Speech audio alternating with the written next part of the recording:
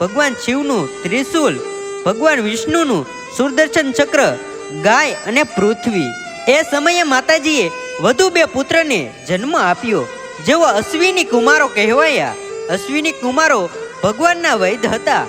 ભગવાનનો સૂર્યનારાયણ રાંદલ માતાજીને પોતાના ઘરે પરત લાવ્યા. ત્યારે માતાજીના સાયા સ્વરૂપે રાંદલ માતાજીને તેઓને પોતાને કરેલી સેવાના બદલે આશીર્વાદ આપવાનું કહ્યું.